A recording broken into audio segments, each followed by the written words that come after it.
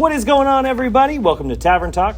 I'm Philip, and joining me once again, Luke Irvin. Hey, everyone. Thanks for being here again, Luke. Yeah, Appreciate thanks for having me. Yeah. Luke has his own YouTube channel, does movie reviews there as well. Just search Luke Irvin. Search his name. He's right there. Also on a cool podcast about everything Marvel, Agents of Mace. Yep. But you can find that anywhere podcasts are available, any right? of the podcast platforms. There is a YouTube channel. You can sweet. Try to find it. We're trying to get more there as well, but the primary is going to be your popular podcasting service. Perfect. Well, hop on over there after you watch this video. And if you're hopping over to a streamer this weekend, maybe check up on Amazon Prime because that's what there is a movie on there. That is what we are talking about this week. And it kind of a nice segue, too, from the superhero thing because this is also a superhero movie. Yep. It's called Samaritan. It stars Sylvester Stallone. It's directed by a guy named Julius Avery who did a movie a few years ago called Overlord, which is a cool Nazi zombie flick. I suggest checking that out if you haven't. But yeah, so this is going to be on Amazon Prime. I feel like I've heard about this movie for years now. And maybe not so much years, but at least this year I've seen the trailer kind of pop up quite a bit. I think they filmed this or were in the process of filming in production when COVID happened and everything. Makes sense. So I just feel like I was you heard about Sylvester Stallone, superhero, not affiliated with any of the Marvels or the DCs or anything. It's oh, cool. But yeah, it's here and it's available to stream on Amazon Prime this weekend. So Luke, what was your initial reaction to Samaritan? Yeah, so this is one, especially being Prime and looking at, my world is so much with superheroes. Very interested to check this one out. Now, this is more of a MGM property, right? This isn't really a Prime original. No, yeah. But watching this film, I definitely got a lot of nostalgia vibes. Mm-hmm. For me, this felt a lot like a mid-90s film. 100%. One that I would just, it just kind of brought me back to mid-90s is when I started going to the theaters a lot. Mm-hmm. And so this just felt like a movie I would go see. Yes. So definitely got some cool vibes to it. Overall, it's an enjoyable watch. Is it a perfect film? No. There's a couple of things that I had some issues with. We'll definitely talk about them. But I think overall, a lot of families would like this. This does lean more towards a family-friendly superhero-esque film, which is what really caught my attention because you look at Prime and what's on Prime. You look at The Boys. Look at Invincible. True, yeah. Those are superhero, but those are super gritty, super dark, super just over the top. Yeah, and this is pretty gritty. I would say as there far are as moments the you get setting to, and the whole situation with the city. This is a fictional city Sure. that they're in. I did, like you said, there's not a lot of cell phones. Mm-hmm. There's the TV and the news broadcasts are very 90s. So those things I was getting Teenage Mutant Ninja Turtles. There would be a lot. I'm in love. Yeah, vibes. Very much. Yeah. Yes. After I watched this, I went to another streamer, HBO Max, because it had one called Steel. I boogie around danger like a soul-trained dancer. With Shaq. Yeah. I was like, how close is it to that? Because it feels it was 97. I was Probably will, because I was thinking of Kazam. Yes, there's I had that moments thought where too. you think, and I think a lot of that is you get the kid dynamic along with an older hero figure. Exactly, yes. But yeah, I did say, the child actors, I thought this is kind of led by Javon Walton. It's just very convincing. It doesn't feel like it kind of sweeps you into the world immediately, and you're like, okay, yeah, I'm cool with this. I don't know. It feels very authentic. It doesn't feel, and the whole world does really. It does feel. We mentioned the COVID production type thing. It does do well, making a couple of locations feel bigger with this being a fictional city. But yeah, I very much agree on the vibe of it, the tone of the 90s thing, and it does kind of a thing where it's very self-aware of its corniness in some ways, and I couldn't at first. I was like, is this intentionally corny? And obviously I said I liked Overlord a lot, so I was like, this guy knows what he's doing. And then there's a line right after that. It's kind of like a one-liner Stallone says, and I was like, okay, yeah, they know what they're they know what they're going for here. And if you've seen Overlord and this, I mean, it's like night and day. Yeah, it is, which is crazy because I mean, really, like, if the only thing I could almost nitpick too much is, like, if they would have taken out some of the cursing, this would have been a decent family friendly. I would still call this family friendly-esque. You know, it definitely gets a little bit more of, like, harder and like hardcore in like the third act when you get more of the action moments. Right. But you kind of tone that down and take away some of the curse words, and this would have been a really solid family-friendly Yeah, film. that's interesting you said that, because I was kind of taken aback when, like, I think Stallone, or one of the characters, drops an F-bomb. Thanks a lot, you shit brain. Somewhere in there, and it was like, oh, I forgot. Yeah. We were like, because some of the violence, like, there are gangs, you know, there is a lot of, like, harsh consequences as far as, like, the actions, because this is about kind of, a lot of these people in this city are lower class. They're just trying to get by paycheck to paycheck. This kid, the lead, is like willing to do jobs for these gangs to help his mom out. And so, like, it's definitely not shying away from anything. Right. But yeah, it really does have, it really balances, like, walking the lighter tone with kind of the realness of these people's situation.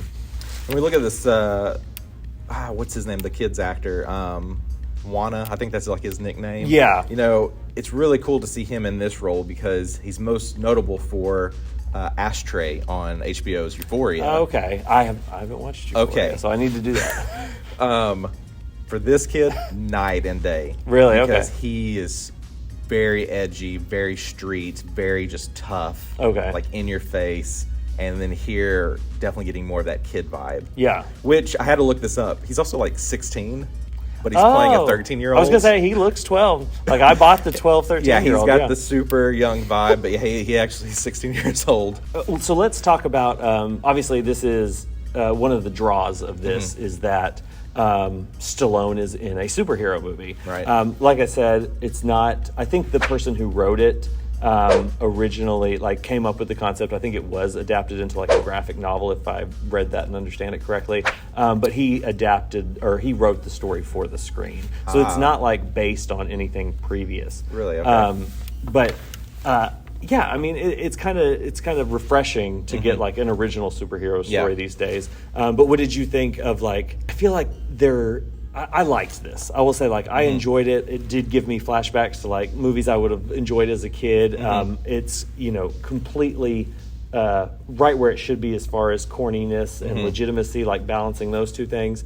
But I felt like there was so much more to dig into here, especially with Stallone's character and his past, because they focus so much on his past. But what did you think of? So I was thinking a lot about that on the drive here, actually. It's like, this could have been a really incredible, like, limited series. And I am a little, you know, going the series route, I think, is getting a little bit over the top these days, especially with, like, what Marvel's doing. But there's a lot of depth within Stallone's character that they just didn't go into enough, that if they would have put this as, like, an 8-episode limited series, make it like an hour each, it could have built upon that a lot more. There's one thing, it's hard to get away, and it's going to get in spoiler, sorry. Building onto Stallone's character, you get this really cool opening sequence that kind of builds the foundation of who Stallone, or at least his character, is, and some of that backstory. Right. The issue I had with that, first, like, 2 to 3 sentences, gave me everything I needed to know. Right, yeah. And that's kind of like one of the biggest downfalls, is, like, the predictability. Yeah. Like, that you kind of knew, like, where this was going. Yeah, and I won't give it away, but we won't give it away. How early did you guess the twist? First two sentences. Yeah, like, it was like, okay, yeah. And I was wondering, like, there were moments where I was like, is that where they're going? Even at the end, they could have gone in a different direction, right? Yeah. But that's why I was thinking a lot about this, where, like, if they would have taken this into, like, a series-based story, they could have gone in depth, and they could have built it out to a little bit more, really to answer questions. Because I do feel like I left this film not knowing certain things. Yeah, and there's a lot of, like we were talking about the city, like, there's a lot of stuff there, because, like, our villain here is a guy named Cyrus, I think, and his whole deal is that, you know, he was raised in this lower class setting as well, and so he was more he was rooting for the villain essentially, or who is Yeah. supposed to be perceived as the villain. And so there's this whole thing with like perspectives, and how it's dividing the city and all that stuff, and who sees Samaritan as a hero versus who sees Nemesis as a hero, and who's actually like helping people out more despite their branding essentially. And I felt like there was a whole like other world to go in there. I mean, there will never be like another movie attached to this universe, right? But like a prequel, I feel like would be the way to go. Potentially, just so we could dig into that. But The Boys kind of does it, right? Yeah, like The you're Boys right. really goes deep onto that. Yeah, that's true. And it's like the two different vibes I get from this Cyrus and like his whole gang. Essentially, is like you get this mixture of like Joker. Everything burns. You also get this mixture of like Bane. He's alone. Really cool.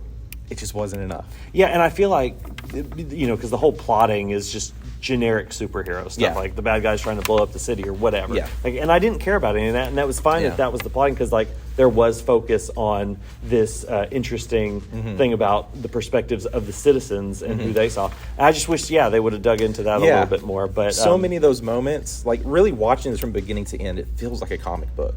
Yeah. And I think it's the good mixture of like the setting versus the corniness of it, the cheesiness of it. Then you get to more of the action sequences and moments, and just like all of that just felt so cool. Yeah. It just felt a little bit like rushed.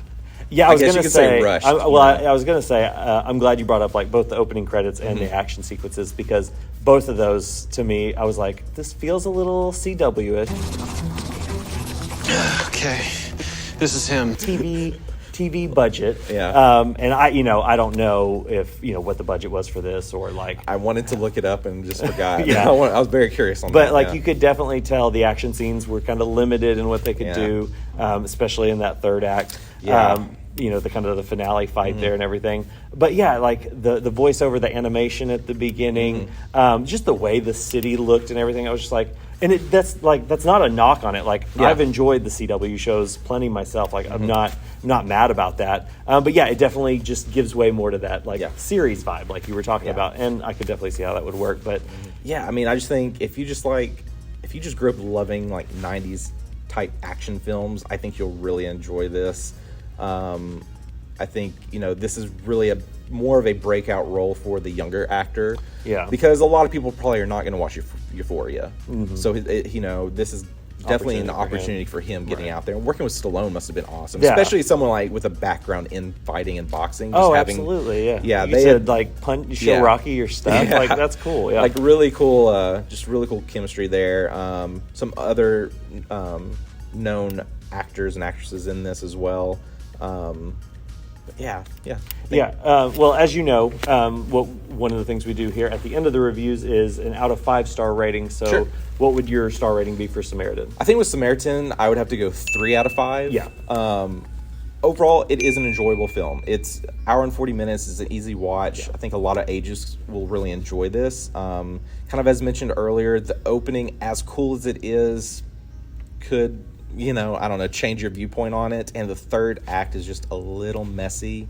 Yeah. And if they would have fixed a lot of those things, definitely could have given this higher rating. No, I mean, honestly, I was going to go like 2.5, but I think 3 is the more we talked about it, the more I I'm just kind of like, you know what? This was enjoyable. I think if you like the superhero genre in general, or if you are a Stallone fan, or just any of those, I think there is plenty to like here. And if you're, of our age, of our generation, I think it will feel kind of like a throwback to those 90s days of like TMNT and stuff like that. That was a great pull, because that tone is so much what they were going for here. I think it's definitely worth checking out. So we'll go 3 across the board. Nothing spectacular, nothing that's going to knock your socks off. But if you're sitting at home, especially this weekend, and don't know what to watch, and you're an action fan, definitely would recommend it. But thank you, Luke, for doing this. I appreciate this. Definitely check out Luke Irvin on YouTube. Check out the Agents of Mace podcast for all your Marvel stuff. Thank you to the Movie Tavern for letting us do the review here in their theaters. And thank you guys for watching. If you haven't already, hit the subscribe button, hit the notification bell, all that good stuff. We put up a new review of the biggest release every week. So, when those go up, you'll know if you just hit the subscribe button. So do that. But thank you guys. We'll see you next time. Peace.